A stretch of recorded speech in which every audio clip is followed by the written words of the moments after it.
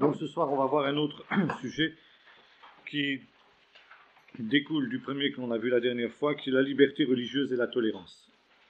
L'espoir d'une unité religieuse et ecclésiale de l'Europe a disparu au XVIe siècle. Cette période, dite période de la Renaissance, était aussi une période où surgissaient les États centralisés. Et pour cette raison,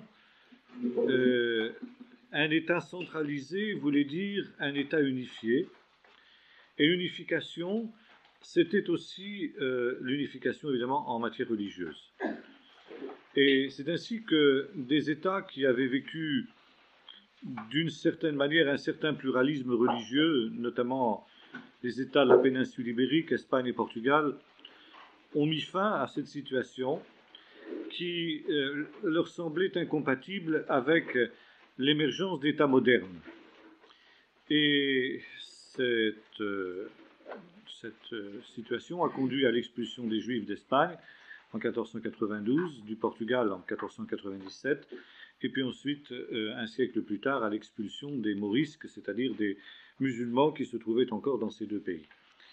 Et juste au moment où il y avait, n'est-ce pas, cette mystique de l'unité, a éclaté la réforme. C'est tout à fait intéressant de voir que la réforme a éclaté à ce moment-là, et c'est ainsi que l'unité de l'Europe a volé en éclats, donnant lieu justement à ces guerres de religion d'autant plus exacerbées que précisément les princes n'étaient absolument pas prêts à tolérer dans leurs États un pluralisme religieux, une diversité religieuse qui aurait été susceptible de nuire justement à la vision unitaire qui était la leur. Et finalement, après ces guerres de religion, on va aboutir à un principe qui sera celui justement de ce qu'on appelle la paix d'Augsbourg, qui est basé sur le fameux slogan qu'on a déjà vu en histoire d'Église, cuius regio, cuius religio, la religion du prince et la religion du peuple, c'est-à-dire que précisément pour maintenir l'unité de l'État, si le prince est catholique, l'État sera catholique, tous les citoyens devront être catholiques. Si le prince est protestant, tous les citoyens devront être protestants. Et ceux qui ne s'accommoderaient pas individuellement de cette situation-là ont toujours loisir d'aller se réfugier dans un État qui pratique la religion qu'ils souhaitent pour eux-mêmes. Ce principe, n'est-ce pas, qui est en quelque sorte déjà un compromis, maintient donc l'unité des États, mais en même temps introduit déjà une sorte de tolérance dans les faits, dans ce sens que l'Europe, en tout cas, perd son unité religieuse et s'introduit un pluralisme de fait. L'exception dans cette Europe, c'est justement la France. La France qui va, après justement les guerres de religion, aboutir à cet événement qu'on célèbre cette année, qui est l'édit de Nantes. L'édit de Nantes est loin d'être, comme on a un peu trop idéalisé, n'est-ce pas, une charte de tolérance véritable, n'est-ce pas, c'est une manière plus exactement de s'accommoder de l'inévitable, tout en ménageant l'avenir étant que la religion catholique doit redevenir prépondérante en France. Mais en attendant, n'est-ce pas, pour éviter des maux, notamment représentés par les guerres de religion, on trouve un modus vivendi, la religion catholique étant la religion dominante et une certaine place étant accordée au protestantisme comme religion de second ordre. N'est-ce pas ? Cet édit de Nantes durera, on le sait, quelques dizaines d'années. Il sera ensuite progressivement restreint jusqu'à son abolition donc par Louis XIV au moment de l'édit de Fontainebleau. On s'accommode donc d'un mal qui est inévitable. C'est vraiment la tolérance au sens négatif du terme, c'est-à-dire tolérance, c'est souffrir. Tolérer en latin, ça signifie souffrir. Et supporter, en quelque sorte. On supporte. ce dont on ne peut se défaire. On supporte que l'unité de l'État soit mise à mal parce que finalement on ne peut pas faire autrement. Mais ça ne veut pas dire qu'on se réconcilie avec cette idée. On va faire en sorte que cette existence d'autres doctrines, d'autres pensées, d'autres courants religieux soit restreint le plus possible, et puis petit à petit de ramener les dissidents dans une vision plus juste des choses. Puis, intervient la Révolution française, l'État se sécularise et apparaît donc petit à petit, il faudra longtemps pour qu'elle apparaisse, dans les faits du moins, l'idée de laïcité. La laïcité qui commence à apparaître à partir du XVIIIe siècle, mais qui sera traduite véritablement dans les faits, en France en tout cas, du moins au début du XXe siècle, avec la séparation de l'Église et de l'État, sur la troisième si on veut, si on peut remonter un petit peu avant. Mais la laïcité part justement de la constatation qu'il y a une pluralité religieuse dans le pays. Cette pluralité, il faut l'assumer, il faut la gérer. On ne peut pas la supprimer. Et par conséquent, l'État se désengage religieusement par rapport justement aux différentes composantes religieuses du pays. Et l'État adopte une position de neutralité. Son rôle revient alors à être un rôle d'arbitre, c'est-à-dire précisément celui qui aménage la coexistence, celui qui aménage la tolérance entre les différentes composantes religieuses du pays et qui organise le vivre ensemble de ces différents courants religieux, vivre ensemble qui autrement, s'il n'y avait pas cet arbitrage de l'État, n'irait pas obligatoirement de soi. Et ce faisant, donc, l'État s'interdit de privilégier telle confession plutôt que l'autre. Cette création n'est pas française. C'est les États-Unis qui en donnent le premier exemple, au XVIIIe siècle, précisément parce qu'aux États-Unis, dès les origines, il y a une pluralité religieuse beaucoup plus grande encore que ne l'est la pluralité religieuse en France. Et par conséquent, l'État américain se doit justement d'avoir cette position et prend cette position. Il faudra donc un bon siècle encore pour que la France, en quelque sorte, adopte cette vision de la laïcité dans la fameuse déclaration, le préambule de la loi de 1905, ça, la République ne reconnaît ni ne subventionne aucun culte. Mais à partir du moment où les différents cultes acceptent de ce qui est à la loi cadre, en quelque sorte, qui est élaborée par l'État, eh bien, toutes les religions ont droit de citer dans l'État français, et dans l'État laïque d'une manière générale. Alors, bien entendu, il y a des règles du vivre ensemble, justement. La pratique religieuse, et ça c'est quelque chose de tout à fait nouveau, est une réalité qui relève désormais du domaine privé. Chaque individu est libre de pratiquer la religion de son choix ou de n'en pas pratiquer. C'est une question de conscience, c'est une question privée. Et le religieux, par l'État laïque, est rejeté dans la sphère du privé, puisque précisément il n'est plus reconnu par l'État.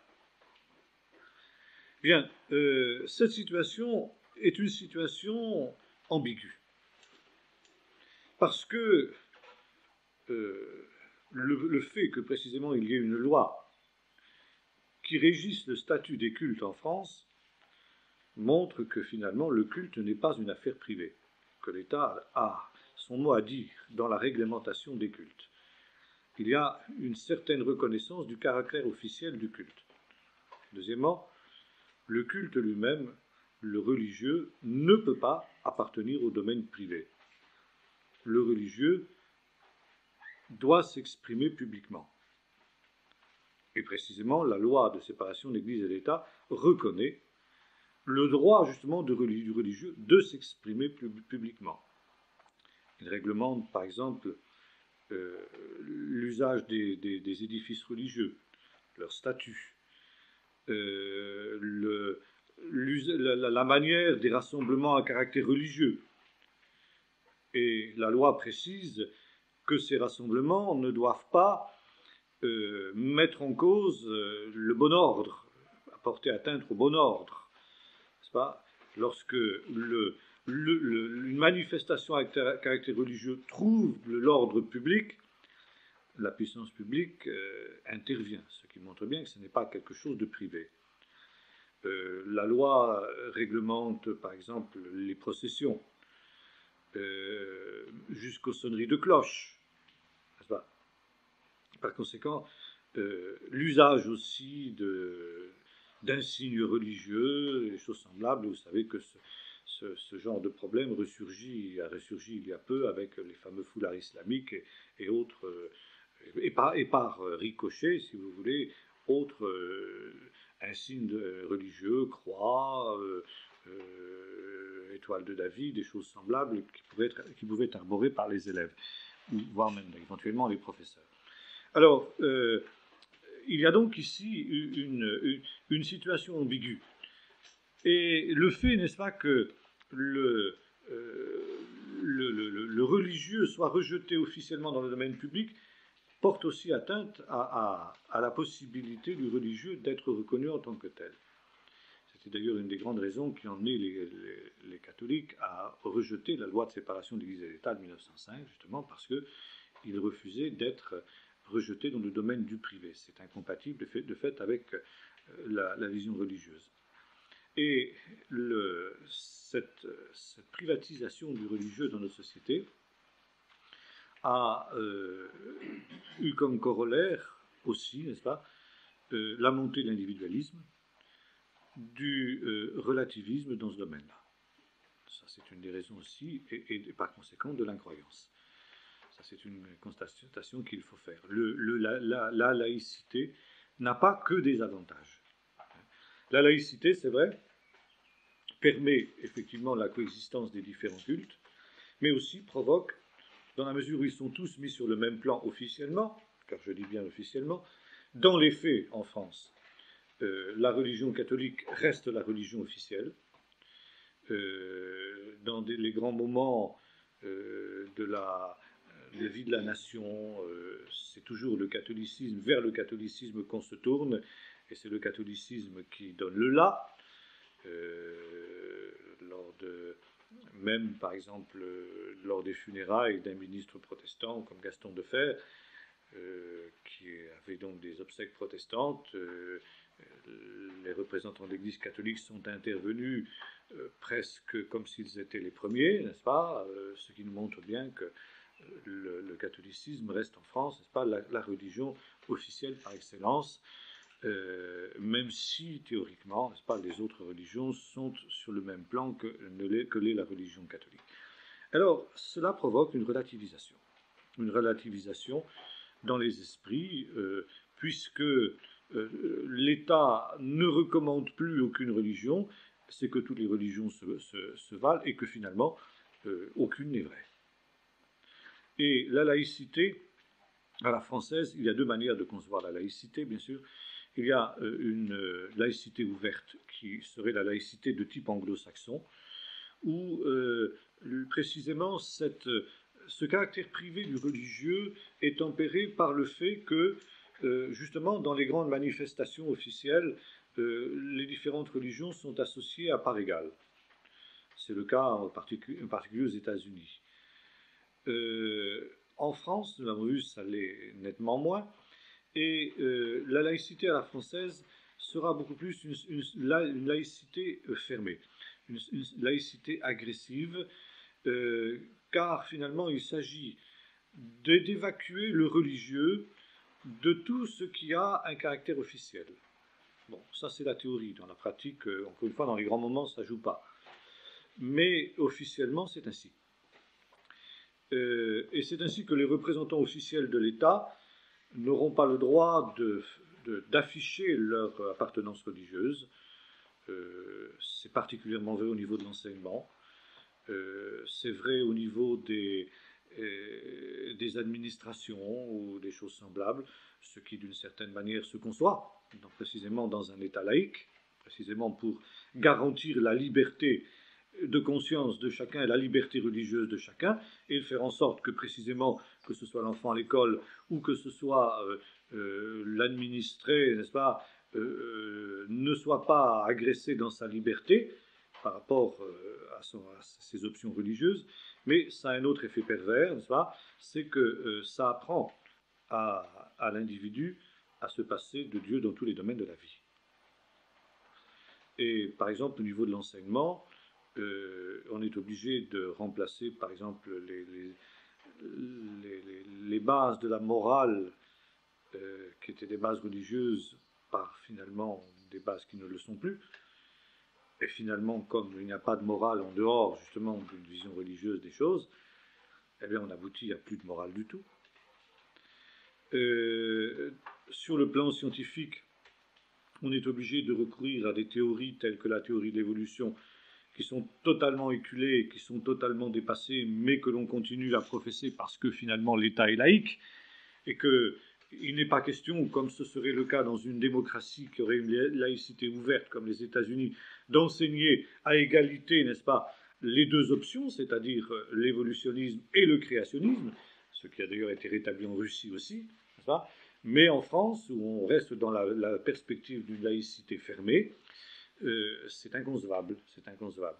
Et alors, n'est-ce pas, la laïcité devient synonyme d'agnosticisme, voire d'athéisme, et la société française, la laïcité à la française, qui est une des laïcités les plus fermées qui soit en Europe, et même dans le monde, n'est-ce pas, est une laïcité qui apprend à l'enfant, dès son plus jeune âge, à se passer de Dieu dans tous les domaines de sa vie, à se passer, comme disait le mathématicien Laplace, n'est-ce pas, se passer de l'hypothèse Dieu dans tous les domaines, ayant appris à se passer de Dieu, y compris au niveau de la pensée, de l'explication du monde et des choses semblables.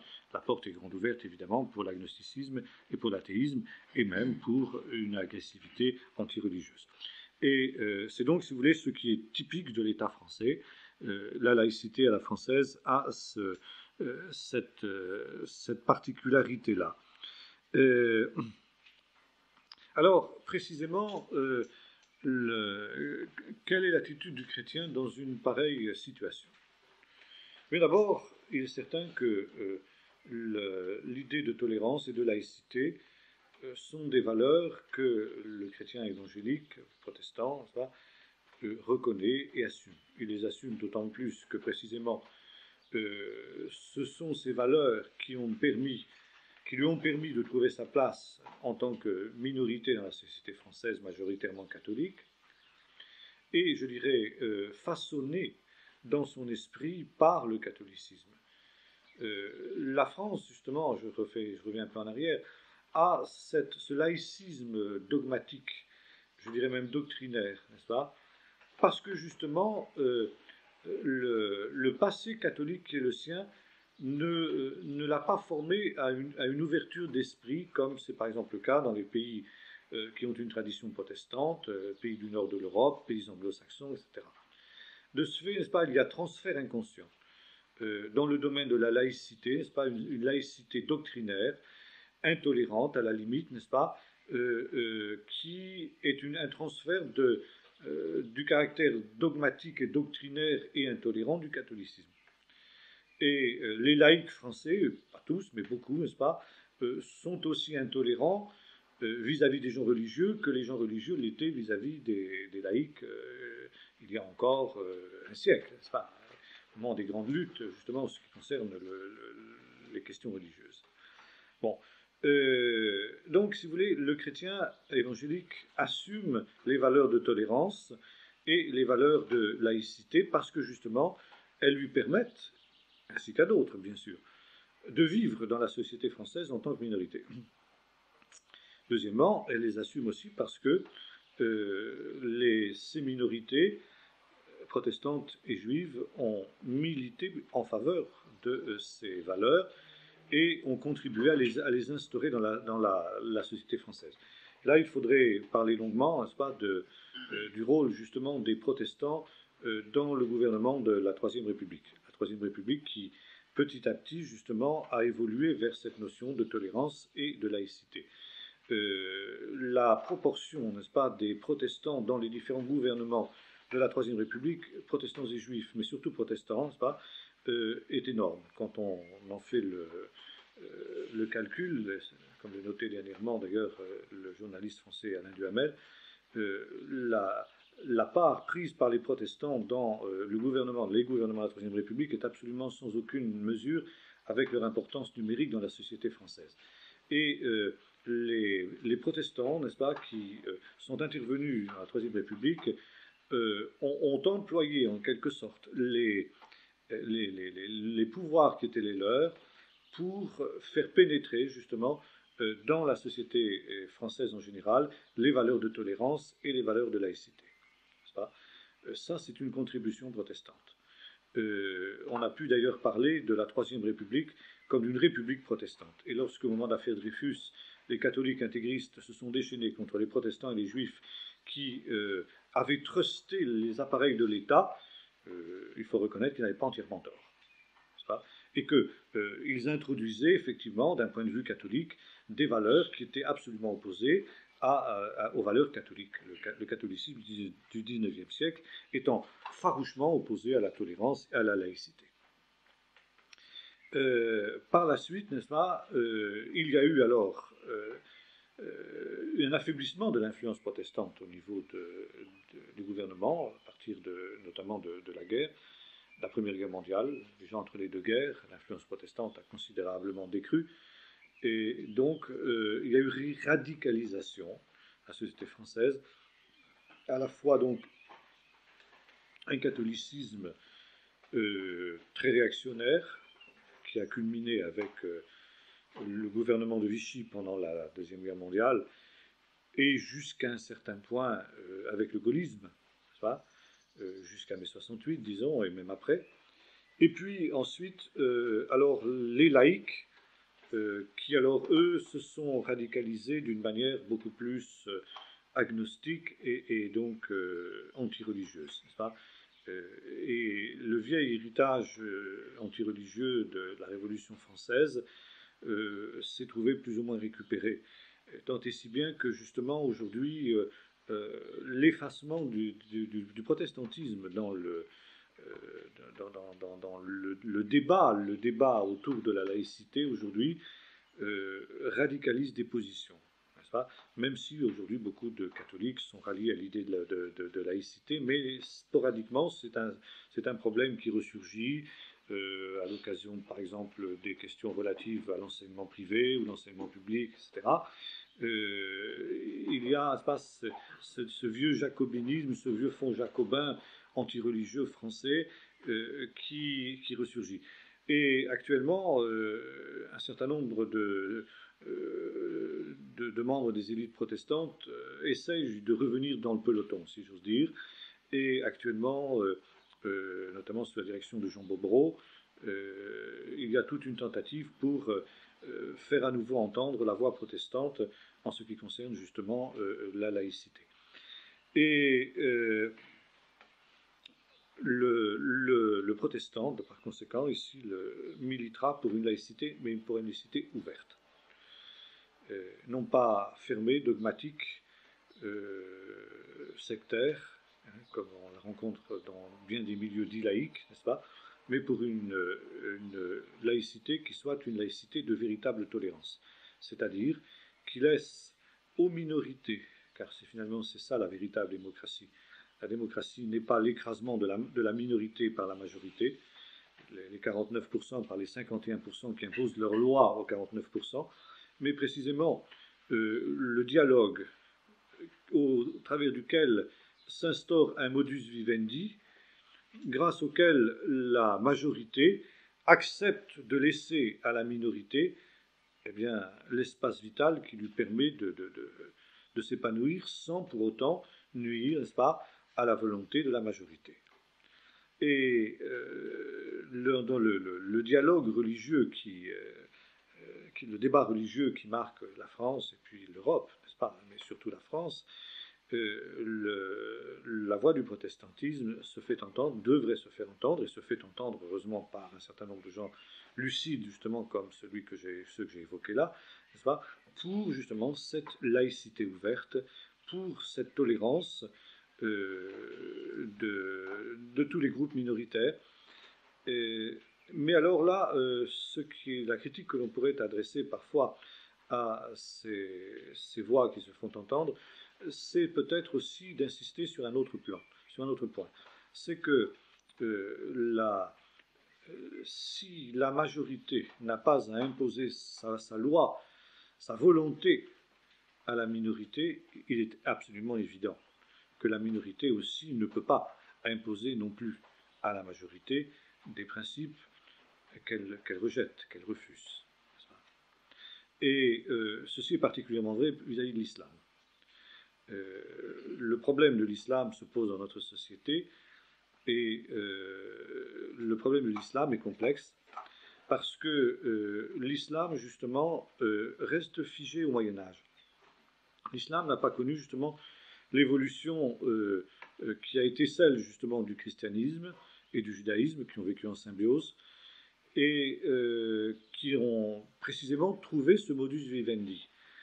L'islam n'a pas de tradition de tolérance au sens occidental du terme. La tolérance telle que la conçoit l'islam est la domination de l'islam sur la minorité, n'est-ce pas, et sur les minorités qui doivent vivre dans un état de subjection et non pas d'égalité.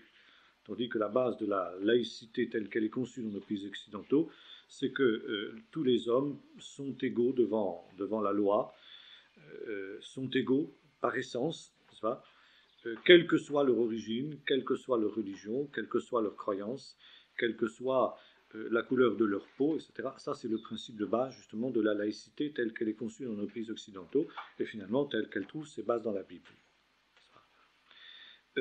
L'islam considère qu'il y a une inégalité de base entre les hommes, et que les non-musulmans sont obligatoirement soumis aux musulmans, qui leur sont supérieurs. L'islam étant une religion supérieure aux autres. Par conséquent, l'islam revendique partout où il s'instaure une primauté qui demande à être reconnue par la loi, par la charia, la loi islamique. Et ce faisant, ce qu'elle appelle tolérance, c'est tout simplement l'acceptation que les non-musulmans ne soient pas contraints de se convertir à l'islam, mais seront alors tenus dans un état de subjection. L'idée d'égalité des religions est insupportable à l'islam, et l'idée de tolérance à l'occidental, de laïcité, n'existe pas. Un État laïque est inconcevable dans la vision islamique, car l'islam est une religion qui pénètre tous les domaines de l'État, et les républiques dites islamiques sont là pour montrer justement que dans les domaines économiques, sociaux, politiques, militaires, etc., l'islam doit être la règle qui s'impose partout. Et c'est la raison pour laquelle l'intégration de l'islam dans le contexte occidental, français en particulier, pose un énorme problème, parce que si d'un côté comme de l'autre, on revendique la tolérance n'est pas conçue de la même manière. Encore une fois, la tolérance pour les Occidentaux, c'est l'égalité, pour les musulmans, c'est l'inégalité. Et aussi longtemps qu'on n'aura pas résolu ce problème-là, eh bien, le problème de l'intégration des musulmans dans nos pays se posera de manière aiguë. Il est indispensable, et les pouvoirs publics français l'ont reconnu, n'est-ce pas, il est indispensable qu'avant toute intégration, l'islam reconnaisse les principes de la République. Il est vrai que l'on voit ça et là s'élever des voix pour parler d'une France pluriethnique, pluriculturelle, c'est-à-dire que les musulmans pourraient conserver leur culture, même si cette dernière s'oppose aux lois françaises. Et précisément, l'histoire du foulard islamique est là pour montrer que là aussi les affrontements sont violents entre les tenants justement de ceux qui seraient d'accord pour un démembrement de la France, parce que ce serait une catastrophe terrible, n'est-ce pas, que d'entrer dans cette voie d'une France pluriculturelle, car il y aurait à ce moment-là juxtaposition de communautés qui auraient leurs propres institutions, leurs propres lois, et qui seraient donc dans un état d'affrontement permanent, de guerre civile permanente, n'est-ce pas? Et alors, bon, jusqu'ici, aucun gouvernement responsable n'a sérieusement envisagé ce type de transformation en profondeur de la société française, d'autant que les Français, dans leur ensemble, sont très attachés justement aux notions de laïcité, qui ont eu du mal à s'imposer, mais qui le sont maintenant dans la société française. Et de ce fait, les autorités françaises exigent comme préalable que les autorités musulmanes acceptent les notions de laïcité à la française et de tolérance à la française. Jusqu'ici, les autorités officielles musulmanes n'ont pas répondu positivement à cette volonté du gouvernement français, si bien qu'on se trouve dans une situation équivoque dans laquelle l'islam est reconnu sans lettres dans notre pays, et en même temps s'instaure de fait dans certaines zones où les musulmans sont majoritaires, et bien précisément une France pluriculturelle telle que la souhaitent justement les musulmans. C'est pourquoi, en tant que chrétiens évangéliques, nous ne pouvons pas rejoindre un certain nombre d'autres chrétiens protestants qui prônent justement cette France pluriculturelle.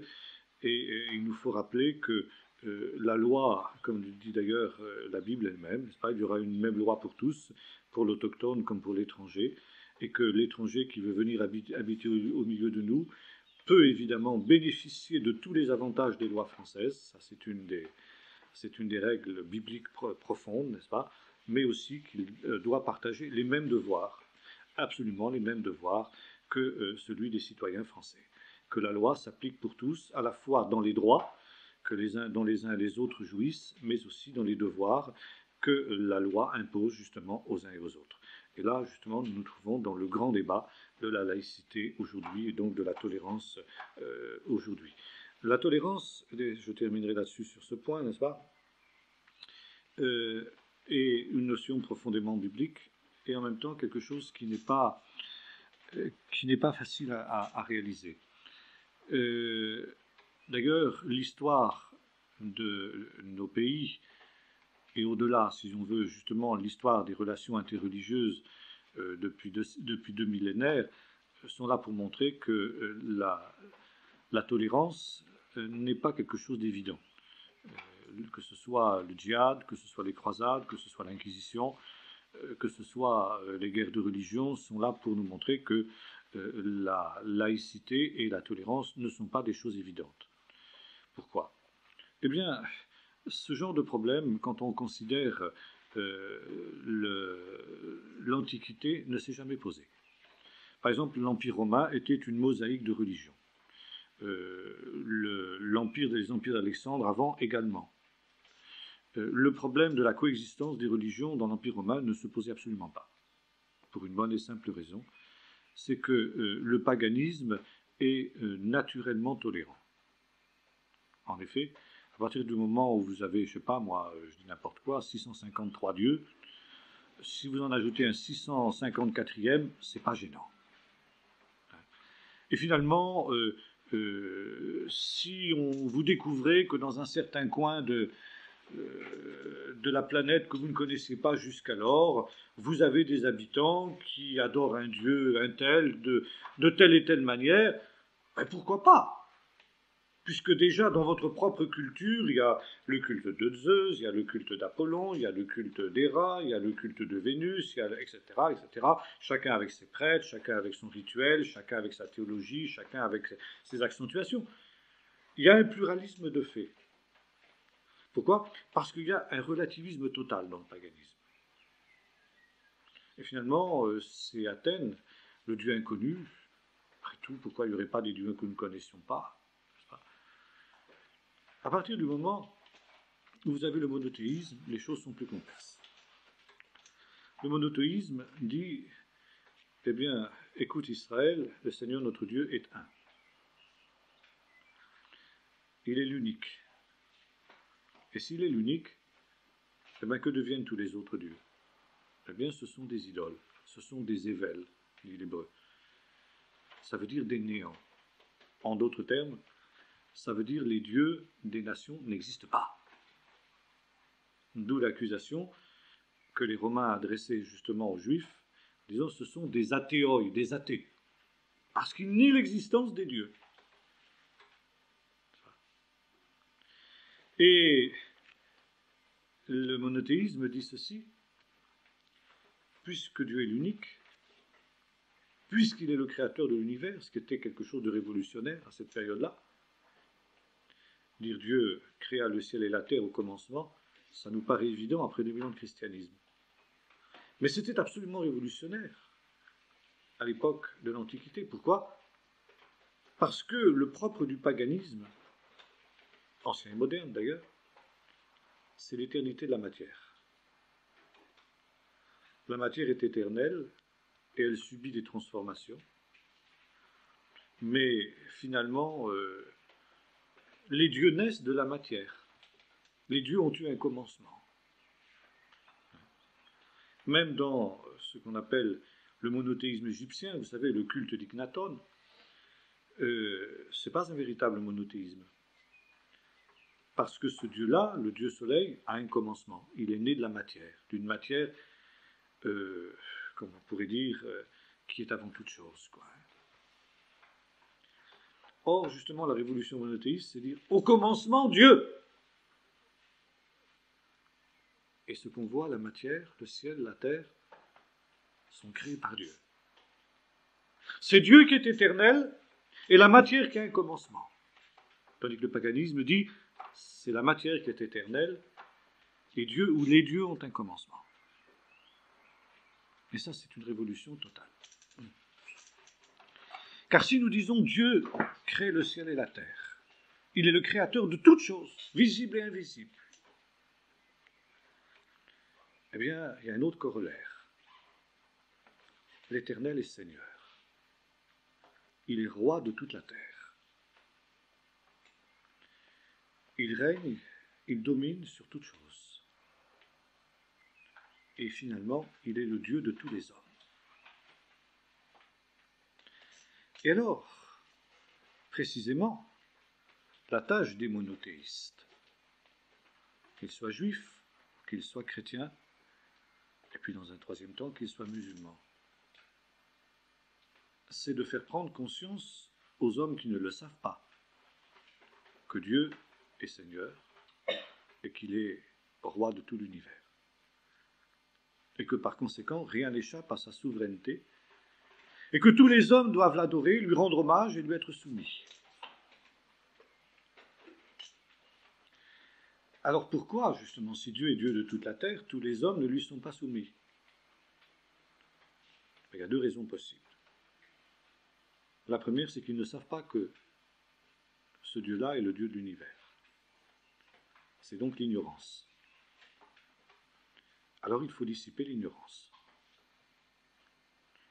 Et pour ça, bien, c'est l'ordre de Jésus, aller par toute la terre, prêcher la bonne nouvelle à toute la création.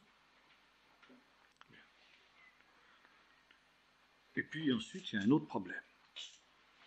C'est que parmi ceux qui sont instruits, vous en avez qui refusent de se soumettre à ce Dieu-là. Et c'est là le dérapage.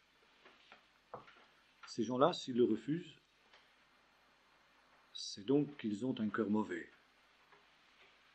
C'est donc que, eh bien, ils sont méchants.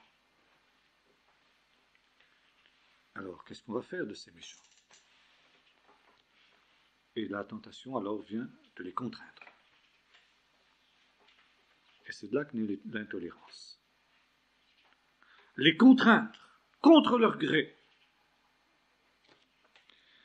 Et là, il faut bien reconnaître que les religions monothéistes sont tombées dans ce travers. Que ce soit saint Augustin, qui, reprenant la parabole des conviés, disait, parlant des païens, « Contrains-les d'entrer !» ou que ce soit l'islam, avec le djihad. Et ceux qui ne veulent pas, on les élimine par la force, et c'est l'Inquisition. On brûle les corps pour sauver les âmes, pour que l'esprit soit sauvé, n'est-ce pas, au jour du Fils de l'homme.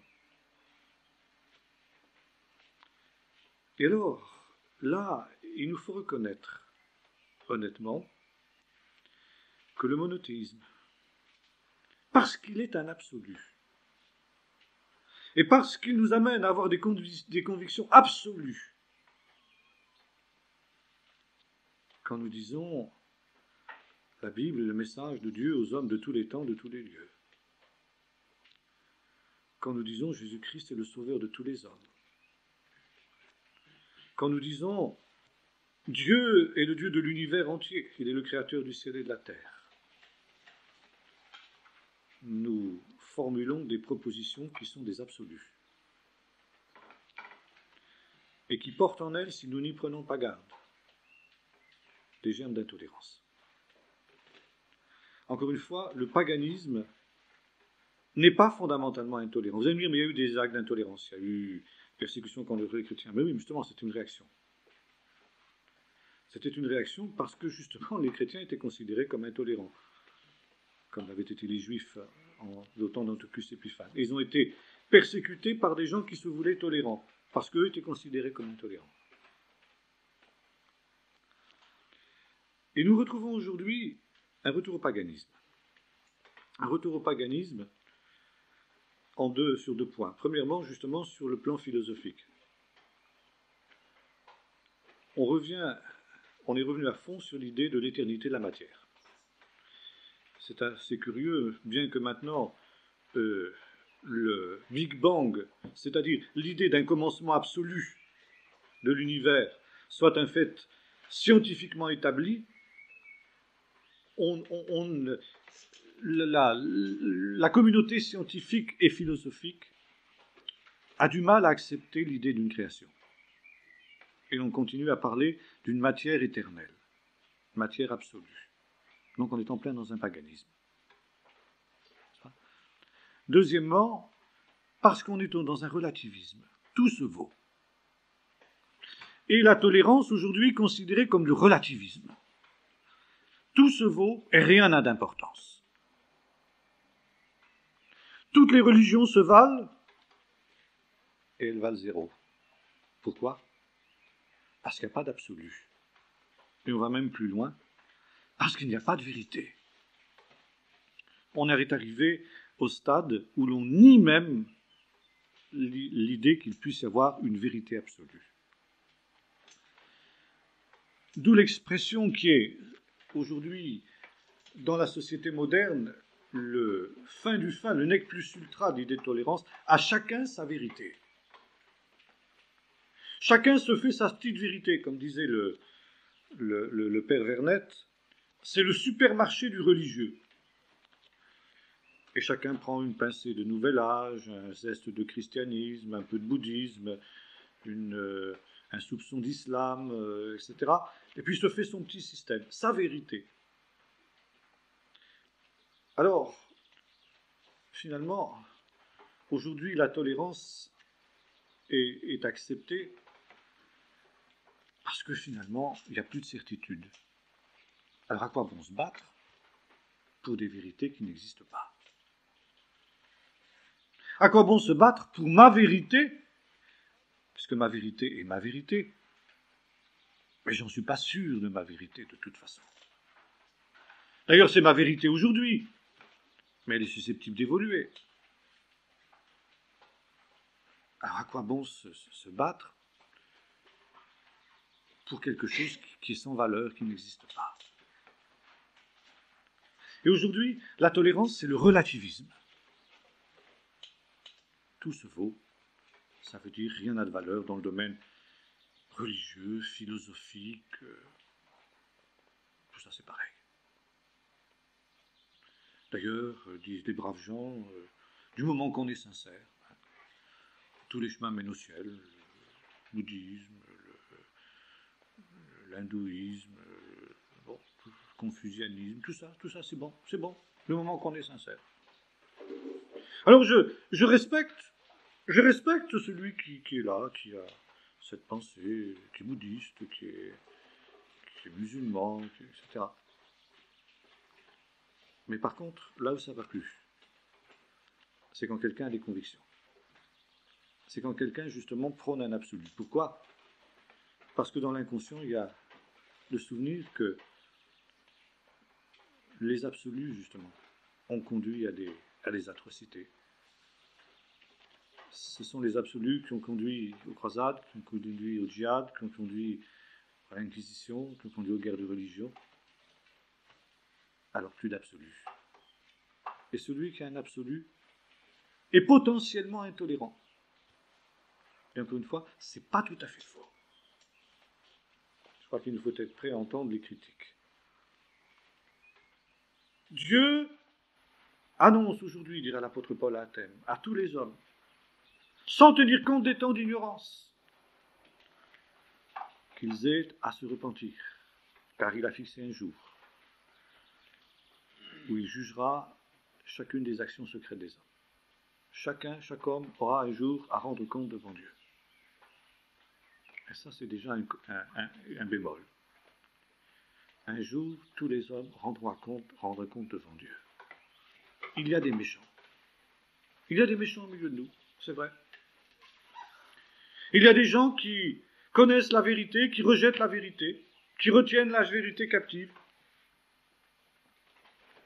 Mais nous n'avons pas à exercer le jugement. C'est Dieu le juste juge. Dieu a fixé un jour où il jugera les actions des hommes. C'est donc pas à moi, croyant, de juger les hommes. D'ailleurs, Jésus nous l'interdit. Ne jugez pas et vous ne serez pas jugés. Entendu, ceux du dehors, bien sûr. Deuxièmement, et là nous revenons à notre propos de la dernière fois, au centre de la Bible, il y a la notion de liberté. L'homme, et je reviens sur ce que nous disions ensemble la dernière fois, est un être libre. Et même à Israël, peuple choisi, Dieu rappelle toujours cette liberté qui est la sienne. Je mets devant toi deux chemins. Le chemin de la vie, le chemin de la mort. Le chemin de la vie, si tu mets en pratique les commandements que je te donne aujourd'hui. Le chemin de la mort, si tu choisis de ne pas vivre les commandements que je te prescris aujourd'hui. Deux chemins choisis.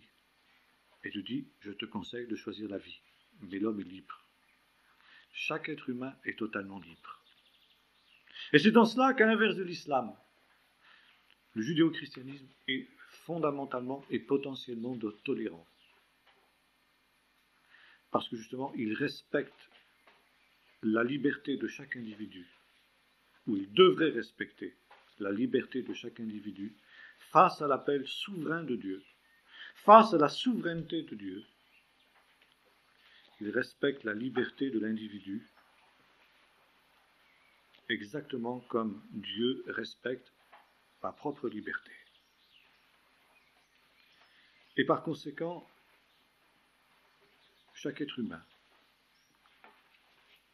est un frère en humanité, pourrait-on dire. Chaque être humain est créé à l'image de Dieu. Et il est, comme Jésus l'a enseigné, mon prochain, même l'ennemi. Et quand je rencontre l'être humain, quel qu'il soit, même l'ennemi, je rencontre l'image de Dieu. Et si je dis que je sers Dieu, eh bien je dois respecter dans l'être humain qui est en face de moi cette image de Dieu. Et ce faisant, le christianisme, la Bible, le judéo-christianisme, pourrait-on dire, aboutit à la notion de tolérance. Et c'est la raison pour laquelle, avec beaucoup de peine, beaucoup de difficultés, parce que justement, la première option a été soulignée d'abord avec force, n'est-ce pas? L'idée de tolérance, l'idée de liberté, l'idée de respect de la liberté de conscience a fini par se faire jour au sein de la conscience judéo-chrétienne. Ça ne s'est pas fait du jour au lendemain. Par contre, ce phénomène ne s'est pas produit dans l'islam. Pourquoi? Parce que justement l'islam n'avait pas cette notion. L'islam avait la notion du déterminisme, Mertoub, c'est écrit, n'est-ce pas? L'idée de la contrainte, n'est-ce pas?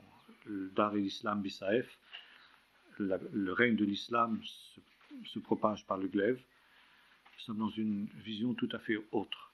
Mais c'est vrai que les contacts aussi avec l'islam n'ont pas aidé, et que les contacts avec l'islam ont amené le christianisme à se crisper justement dans une vision islamique des choses. Et la croisade, par exemple, dont on célébrera l'an prochain le 1000e anniversaire, est tout simplement une récupération chrétienne de l'idée musulmane du djihad. C'est le djihad dans la vision chrétienne, c'est tout. N'est-ce pas? Alors, voyez-vous, il nous faut avoir cette vision totalement équilibrée. Et c'est très difficile dans la société moderne. Parce qu'encore une fois, dans la société moderne, si vous avez des convictions, si vous avez des absolus, si vous dites la parole de Dieu est la vérité, ce qu'elle dit elle-même d'ailleurs, ta parole est la vérité. Si nous disons les lois de Dieu sont valables pour tous les hommes, de tous les temps, de tous les lieux, vous êtes un individu considéré comme intolérant. Vous n'êtes pas prêt à accepter la vérité de celui qui est en face de vous, qui va être un joyeux païen, qui va être... Alors, il y en a qui le sont. Dans certains milieux libéraux, alors oui, tous les hommes sont sauvés, quels qu'ils soient, Hitler est sauvé, Staline est sauvé, etc. Bon, c'est anti-biblique.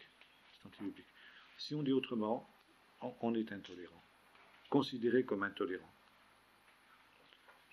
Et si on explique que, oui, mais je laisse chacun libre, chacun est libre. Bon, ça va un peu mieux, ça va un petit peu mieux. C'est pas obligatoirement extra. Et précisément, le débat de la laïcité dans nos sociétés est celui-là. À la fois, donc, sur le plan des institutions, et je termine là-dessus, comme je l'ai montré tout à l'heure, combat pour une laïcité ouverte, avec réciprocité. Il y aura le même droit pour l'étranger que pour l'autochtone, avec l'exigence légitime du chrétien d'être respecté dans sa foi et dans ses convictions,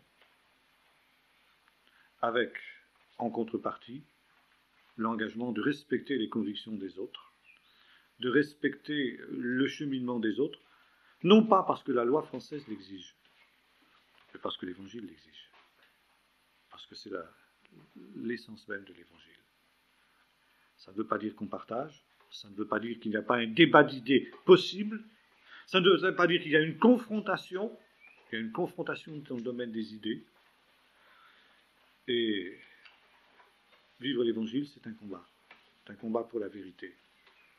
Et nous ne pouvons pas, en tant que chrétiens, au nom d'une laïcité fermée ou d'une laïcité relativiste, cesser de combattre pour la vérité.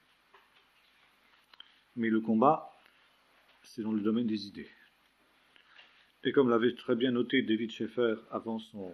Francis Schaeffer avant sa mort, il y a déjà un certain nombre d'années, il disait les temps qui viennent impliqueront une confrontation avec les idées en vogue, les idées du monde. Une confrontation dans l'amour, mais une confrontation quand même. Et je crois qu'on saurait me le dire, n'est-ce pas? Et en tant que chrétiens, nous devons revendiquer, au nom de la laïcité, au nom de la tolérance, le droit à cette confrontation. Cette confrontation dans l'amour, mais confrontation quand même dans le domaine des idées. Alors on dira, mais il y a toujours le danger que la confrontation d'idées aboutisse à la confrontation tout court. Non, pas obligatoirement. Et précisément à nous d'avoir suffisamment d'amour, justement. L'amour est là. L'amour ne fait pas de mal au prochain. Et c'est pourquoi la confrontation, et Schaeffer insistait énormément là-dessus, doit être une confrontation aussi dans l'amour. Comme le faisait Jésus, dans l'amour, comme le faisait Paul, de telle manière que le but ne soit pas d'écraser l'adversaire par des arguments plus fort que les siens, mais de le persuader, de faire en sorte qu'il voit briller la lumière pour en sauver, comme disait l'apôtre Paul, de toute manière quelques-uns. Alors voilà, si vous voulez, comment se pose aujourd'hui le problème de la tolérance, de la liberté religieuse et de la laïcité.